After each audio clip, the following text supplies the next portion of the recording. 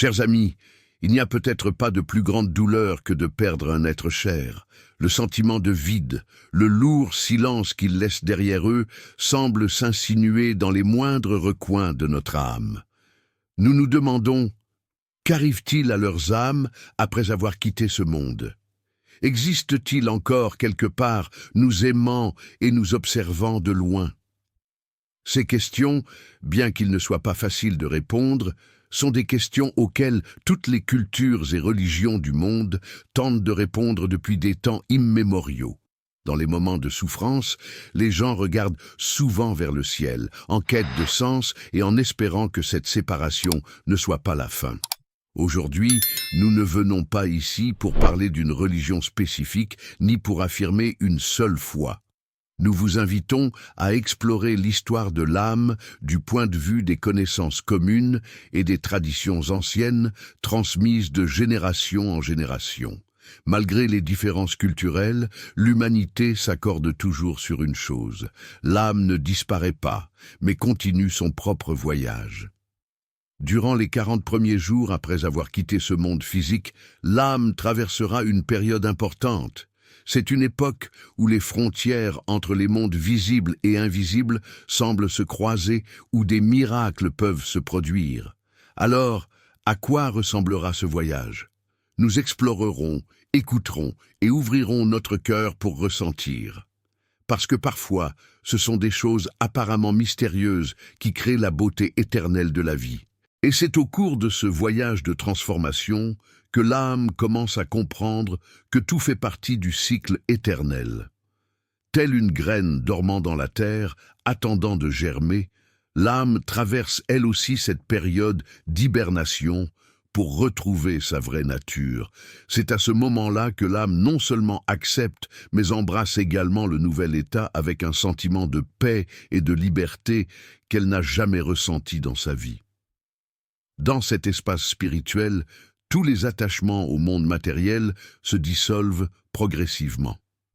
Les soucis du travail, le stress de la vie quotidienne, même la fierté et la douleur de mon ancienne vie ne sont plus que de faibles souvenirs. Au lieu de cela, l'âme regarde au plus profond d'elle-même face à ce qui compte vraiment, l'amour, la gratitude et les beaux souvenirs qu'elle a laissés dans le cœur de ses proches. Mais ce voyage n'est pas un chemin solitaire. Les âmes sont souvent guidées par des énergies supérieures, peut-être par des ancêtres, des personnes décédées ou même des entités spirituelles que nous ne pouvons pas voir. Ces guides aident l'âme à explorer son nouveau monde, un peu comme un enfant apprend ses premiers pas sous la direction de ses parents. Durant cette période, le lien entre l'âme et les proches n'est pas encore complètement dissous. De nombreuses familles trouvent que, dans les moments plus calmes, elles peuvent ressentir une chaleur familière, un doux signe de présence. Ce n'est pas une séparation absolue, mais une promesse que l'amour demeure pour toujours. Et puis, lorsque l'âme est prête à passer à un stade supérieur, elle le fait avec un cœur plein de gratitude et de soulagement, emportant avec elle toutes les plus belles choses du monde terrestre pour poursuivre son voyage vers l'éternité. Et c'est à partir de ces liens profonds que nous comprenons que l'amour est une force qui ne peut être brisée. Elle dépasse toutes les limites, tous les obstacles, y compris la séparation entre le monde visible et le monde invisible. Les rêves particuliers que nous vivons, les signes inattendus qui apparaissent dans notre vie quotidienne, ne sont pas seulement des coïncidences, mais aussi des messages subtils qui transmettent la présence et l'amour des autres. Lorsque l'âme d'un être cher nous revient à travers les rêves, ce n'est pas seulement des retrouvailles, mais aussi un cadeau inestimable. De tels rêves ont souvent un étrange sentiment de réalisme, comme si nous pouvions réellement les revoir, voir un sourire familier, ressentir la chaleur d'un vieux câlin.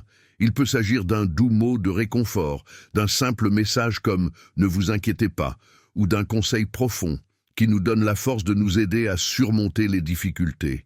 Ces moments, bien que brefs, ont un grand pouvoir de guérison, comme une lumière qui dissipe les ténèbres de nos cœurs. Non seulement à travers les rêves, l'âme transmet également sa présence à travers des signes petits mais significatifs dans la vie quotidienne. Un papillon vole dans la maison, une chanson familière joue au bon moment ou un vieil objet apparaît soudainement lorsque nous cherchons des réponses. Ces signes ne sont pas aléatoires, mais une façon d'envoyer le message que votre amour existe toujours. C'est le soin et la protection invisible qu'il nous donne, comme une main invisible toujours prête à nous soutenir chaque fois que nous trébuchons. Cependant, même si cet amour est persistant et fort, nous devons comprendre que la libération fait également partie du voyage de l'amour. S'accrocher à eux avec des larmes sans fin, avec une douleur qui ne lâche pas prise, peut rendre difficile à l'âme de continuer son chemin. Le véritable amour n'est pas un engagement, mais une permission qui vous permet de voler haut et de trouver la paix dans votre nouvel état. Puisse cet amour devenir un pont entre deux mondes, un fil invisible mais fort qui relie nos cœurs aux leurs. Appréciez les moments qu'ils visitent, les signes qu'ils laissent derrière eux, et en même temps, laissez-les être libres. Tel un oiseau volant vers la lumière, il porte tout l'amour et les plus beaux souvenirs de cette vie, poursuivant avec sérénité et espoir leur voyage vers un monde nouveau. La meilleure façon de rester connecté est d'avoir des souvenirs brillants, de bonnes actions en l'honneur de l'être cher, et d'accepter que la vie continue même sous une forme différente. La première année après le départ d'une personne est considérée comme particulièrement importante pour l'âme. C'est un cycle, complète dans le sens où elle traverse toutes les saisons, toutes les dates et tous les événements importants, mais a acquis une qualité nouvelle. De même que les saisons de l'année se succèdent, l'âme passe par différentes étapes de transformation les unes des autres. Chaque célébration, chaque anniversaire, cette année deviendra une expérience spéciale pour l'âme. Les anniversaires, les fêtes de famille, les vacances aiment tout cela. Maintenant, l'âme se voit différemment. Apprenez à être un observateur plutôt qu'un participant actif aux événements. Voyez comment la vie de leurs proches, comment ils apprennent à vivre sans la présence physique de leurs proches, comment ils font face à la perte et trouvent la force d'avancer. Au cours de cette année, l'âme termine petit à petit tout son travail. Sur Terre, cela se produit de diverses manières, parfois à travers des rêves qui envoient des messages importants aux êtres chers, d'autres fois à travers des rencontres fortuites avec des personnes qui peuvent aider à résoudre des problèmes en suspens. Parfois l'âme aide à trouver des documents importants ou à se souvenir de quelque chose d'essentiel qui nécessite une attention. Durant cette année se produit une transformation profonde. L'âme s'immerge de plus en plus dans le monde spirituel, et ses liens avec le plan terrestre deviennent de plus en plus délicats et fragiles. Tout comme une personne qui déménage dans un autre pays, elle pense d'abord constamment à son ancienne patrie, puis elle lui manque moins. Et enfin, elle s'adapte complètement au nouvel environnement, mais l'amour pour ses proches et les souvenirs chaleureux restent toujours. Le cœur cesse simplement d'être une source de douleur et devient une source de lumière et de sagesse.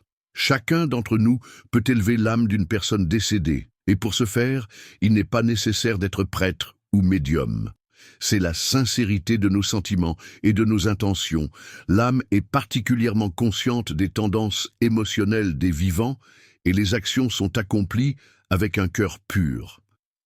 L'un des moyens les plus efficaces d'aider est la prière ou la méditation, quelle que soit la forme ou la tradition. Ce qui est essentiel, c'est un état de silence intérieur et une communication sincère avec l'âme du défunt.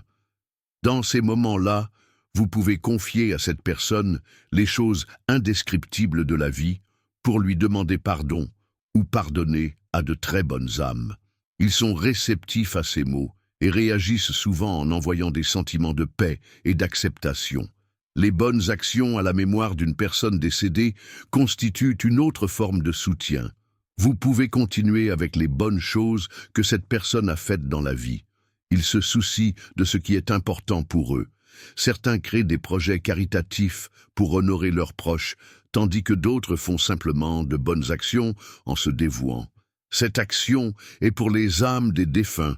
Il crée un lien particulier entre le monde et le monde. Aider une âme à sentir que sa vie terrestre continue d'avoir un impact positif sur le monde est un geste empreint d'amour et de respect.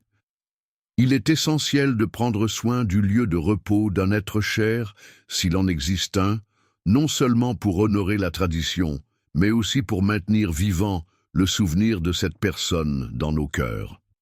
Cet acte symbolique témoigne de la profondeur de notre affection et rappelle que, malgré l'absence physique, la mémoire du défunt reste précieuse.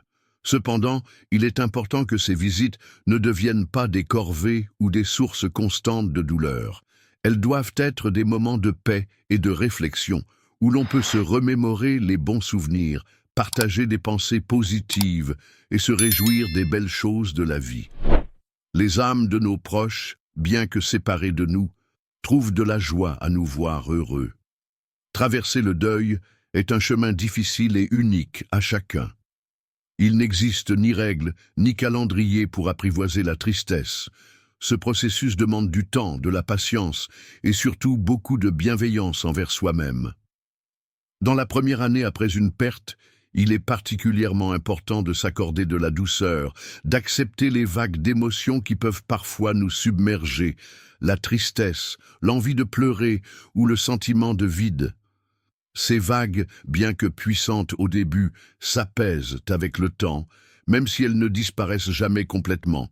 Et c'est une bonne chose, car cela signifie que l'amour pour cette personne persiste au-delà du temps et de l'espace. Peu à peu, nous apprenons à intégrer ce souvenir dans notre quotidien de manière plus sereine. Nous découvrons que nous pouvons penser à cette personne avec tendresse et sans douleur, et que des instants de lumière et de joie peuvent coexister avec le souvenir.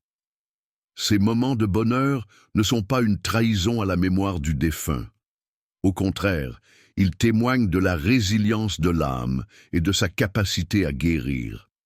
Nos proches, où qu'ils soient, souhaitent nous voir avancer avec sérénité et bonheur.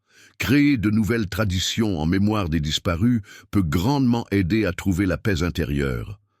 Planter un arbre en leur hommage, tenir un album de souvenirs, cuisiner leurs plats favoris ou écouter leur musique lors de dates significatives sont autant de façons de célébrer leur vie et leur héritage.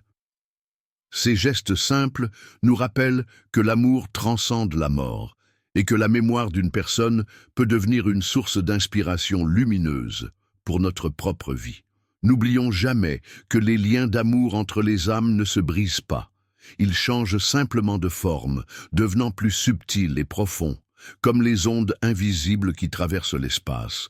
Bien que nos yeux physiques ne puissent plus voir nos êtres chers, leur présence reste palpable dans nos cœurs et dans les signes subtils que la vie nous envoie. Tôt ou tard, nous faisons tous face à la perte d'un être aimé. Cette expérience, bien qu'intense et parfois dévastatrice, nous enseigne des leçons précieuses sur la fragilité et la beauté de la vie.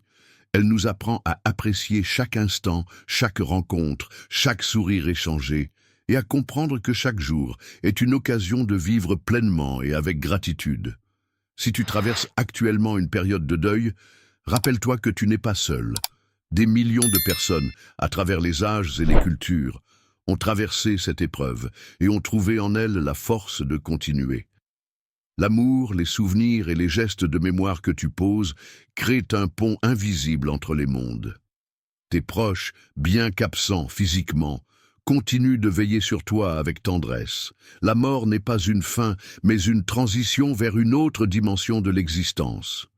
Un jour, nous rejoindrons ceux que nous avons perdus. En attendant, vivons chaque journée avec dignité, amour et respect, de manière à ce que notre vie soit une source de lumière et d'espoir pour les autres. Merci d'avoir passé ce moment avec moi. J'espère que ces réflexions t'ont apporté du réconfort et des réponses aux questions qui te traversent. Si tu souhaites explorer davantage la dimension spirituelle de nos vies, je t'invite à t'abonner à cette chaîne. Ensemble, découvrons ces mystères qui nourrissent le cœur et donnent du sens à chaque instant. Si tu penses que cette vidéo peut réconforter ou inspirer quelqu'un, n'hésite pas à la partager. C'est une belle manière de répandre l'amour et la connexion. Et surtout, laisse-moi tes pensées, tes histoires ou tes sentiments en commentaire. Chaque mot que tu écris est une étoile qui illumine ce chemin commun que nous empruntons. Jusqu'à notre prochaine rencontre, garde ton cœur ouvert, ton esprit paisible, et souviens-toi, l'amour est une force éternelle qui nous unit, au-delà de toutes les frontières visibles ou invisibles.